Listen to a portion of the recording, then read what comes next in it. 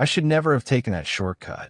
It was 11:47 p.m. when my car broke down on Route 9, about 3 miles outside of Harlow Creek. No signal, no passing cars, just trees so thick and dark they looked like walls closing in on both sides of the road. I had two options: sleep in the car until morning or walk to the farmhouse I'd seen about half a mile back. A light had been on. Someone was home. I chose to walk. The gravel crunched under my shoes. The wind had died completely, which sounds peaceful until you're alone in the dark and realize that nature should never be that quiet. No insects, no owls, nothing. The farmhouse came into view. An old 2-story structure, paint peeling like dead skin, a single amber light burning in the upstairs window.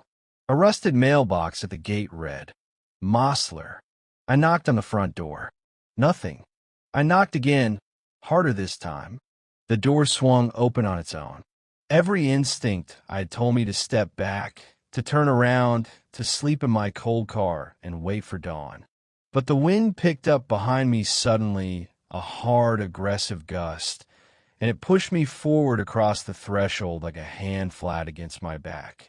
The door slammed shut behind me. Inside, the air tasted old, like pennies and dust, and something underneath that I couldn't name, something biological. The amber light from upstairs filtered down the staircase in thin, sickly strips. "Hello." My voice came out smaller than I intended. "Is anyone home? My car broke down. I just need to use a phone." Silence. Then, from directly above my head, footsteps. Slow, deliberate, one at a time, moving toward the top of the staircase. I held my breath. The footsteps stopped. I counted to 10. 20. Nothing moved. I took out my phone and used a flashlight to scan the room. A living room. Old furniture sheeted in white cloth. A fireplace long dead. Family portraits on the wall, all turned backward, frames facing out, canvas hidden. All of them. My light caught a side table near the door. On it, a rotary phone, ancient but maybe working. I crossed the room and lifted the receiver. A dial tone. I almost cried with relief. I called for roadside assistance, gave the address from the mailbox, and was told someone would arrive in 40 minutes. 40 minutes. I turned to find a chair, and that's when I saw her. A woman standing at the far end of the room. Old, thin, wearing a white nightgown that blended into the sheeted furniture so perfectly I hadn't seen her when I'd scanned the room. She was completely still, hands at her sides, head tilted at an angle no comfortable neck should allow. She was staring at me. "I'm sorry," I said, heart hammering. The door had opened. I didn't break in. I just needed a phone. "My car. You shouldn't have come inside." Her voice was low and very calm. The calmness was the worst part. "I know. I'm sorry. I'll wait outside. That won't help you now." I didn't ask what she meant. I moved toward the front door, reached for the handle, and the door wouldn't turn. I pulled, pushed, rattled it, solid as concrete. "The house decides," she said behind me. Not me. I spun around. She hadn't moved, hadn't taken a single step, but she was closer. I was certain of it. "What do you mean the house decides?" She looked at me with something that might have been pity. "Every few years, someone knocks. The door opens. It always opens for the one it wants." She paused. "I knocked 31 years ago." The air of the room dropped 10 degrees in an instant. I could see my breath. "You've been here 31 years?" "I never left." I looked at her more carefully now, at the way the light passed through her fingers at the edges, at the way her feet, I realized, weren't quite touching the floor. I looked back at the portraits on the wall. I walked to the nearest one. My hands were shaking. I reached out and turned the frame around. It was a photograph. A woman in a white nightgown, standing in this exact room. I turned the next one. A man in a business suit. Terrified eyes. The next. A teenage boy. I turned them all. 12 portraits. 12 people. Every single face wearing the same expression, not of pain, but of the specific horror of understanding. The moment you realize what has happened to you. When I turned the last one, I dropped my phone, because the last portrait was me, standing exactly where I was standing now, holding a phone with a flashlight beam, mouth slightly open. The photograph was old, yellowed at the edges, but it was undeniably, impossibly, completely me. When was this taken? I whispered. The woman in the nightgown smiled for the first time. It didn't reach her eyes. It was always there, she said. You were always going to come. I heard the tow truck arrive outside 40 minutes later. I heard the driver knock. Heard him call my name. Heard him try the door and find it locked. Heard him wait. Heard him eventually drive away. I'm still here. The house is warm now. The light upstairs is still on. And last week, I heard someone knock on the front door. It opened. They always knock. I used to believe that the mind was the safest place a person could be. That was before the experiment. My name is Daniel Mercer. I am, or was, a sleep researcher at Vantage Neuroscience Lab in Edinburgh. 12 years of studying the human brain. 12 years of telling patients that their nightmares were just misfiring neurons, chemical noise, nothing real. I believed that completely. I don't believe it anymore. It started with a volunteer study. We were testing prolonged sensory deprivation, 72 hours in complete isolation. No light, no sound, no human contact. The goal was to measure how the brain compensates when it receives no external input. Does it create its own reality? Does it fill the silence with something? The answer, I now know, is yes. But what it fills the silence with is not random. Our volunteer was a 26-year-old man named Thomas Hale. Healthy, psychologically screened, no history of mental illness. He signed every form. He understood the risks, or thought he did. We all thought we did. We placed Thomas in room 7, a sealed chamber, 8 feet by 8 feet, padded walls, no windows, a single drain in the floor. Temperature controlled at precisely 20 degrees. We removed his watch. We took his phone. We gave him a button on the wall he could press at any time to end the session. He pressed it after 19 hours. When we opened the door, Thomas was sitting in the center of the room, facing the wall. He didn't turn around when the light came in. He didn't respond to his name. He was whispering something very fast, over and over. I crouched down beside him. I leaned close to hear. He was saying, "Don't look at it. Don't look at it. Don't look at it." We got him out. We ran every test. Physically, he was perfectly fine, but he refused to make eye contact with anyone for 6 days. He wouldn't tell us what he had seen. He kept his gaze fixed at the floor or the ceiling, anywhere except straight ahead. On the 7th day, he sent me an email. One line, "There is something in the room with you.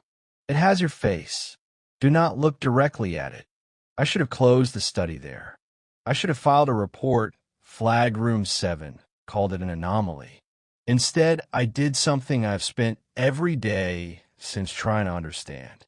I went into the room myself. It was a professional decision, I told myself. I needed to understand what Thomas experienced from the inside. I was a scientist. I was trained. I could handle 72 hours alone in a dark room better than a civilian volunteer. I told no one. I set the room conditions myself.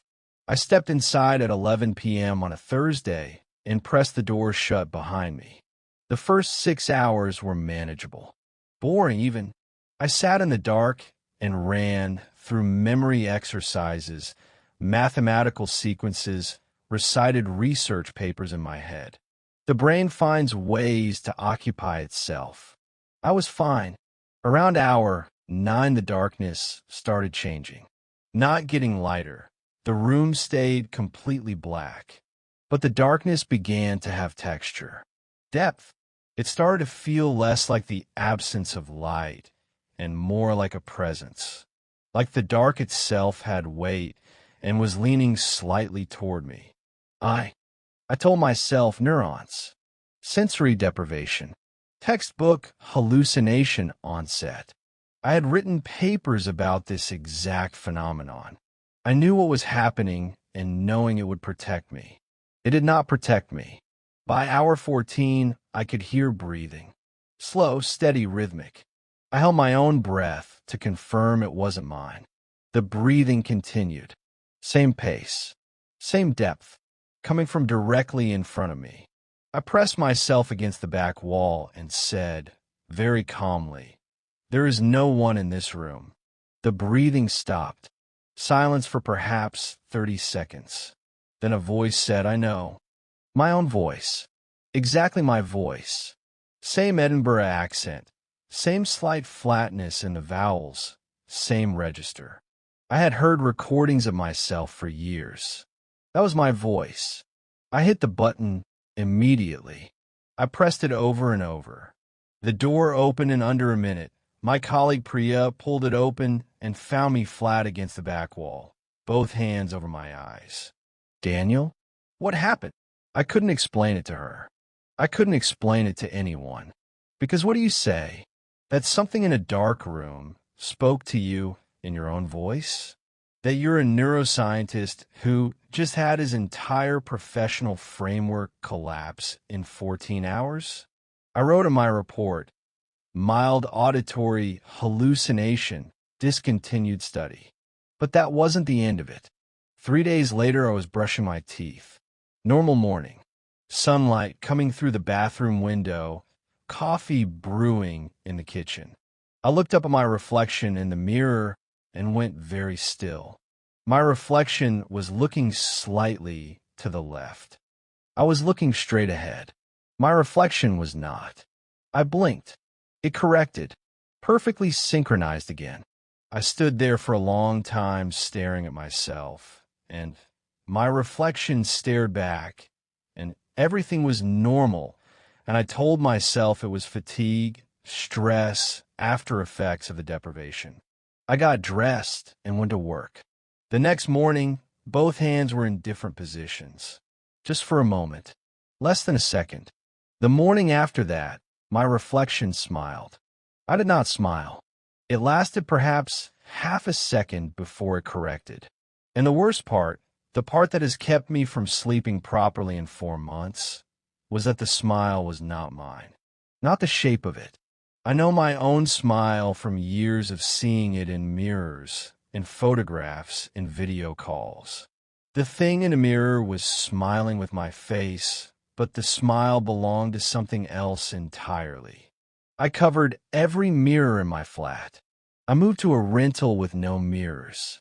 I stopped looking at reflective surfaces, windows at night, the back of spoons, the black screen of my phone when it's off. I have become very careful about glass. My colleagues think I had a breakdown. Maybe I did. But a breakdown doesn't smile at you with borrowed teeth. I went back to Thomas Hale last week. He opened his door and looked at me, and I could see that he already knew, from the way I was standing, the way I wasn't quite meeting his eyes, that it had gotten to me too. He made tea. We sat at his kitchen table. He still doesn't look straight ahead. He angles everything slightly, talks to a point just past your shoulder. "It learns you in there," he said, "in the dark. While you're sitting and thinking and remembering, it's watching all of it, building you. It gets very good, very fast." "What is it?" I asked. He was quiet for a long time. "I think it's what's always been in there," he said finally. "We just never gave it enough quiet to finish its work." I drove home. I sat in my car outside my flat for 40 minutes before I went in. There is a window in my hallway. Old glass, slightly warped. At night, when the interior light is on, it acts as a mirror. I have taped a piece of cardboard over it. The tape has been holding for 3 weeks. This morning I noticed one corner had come loose. I haven't fixed it yet. I'm not sure I want to know if the reflection is still waiting.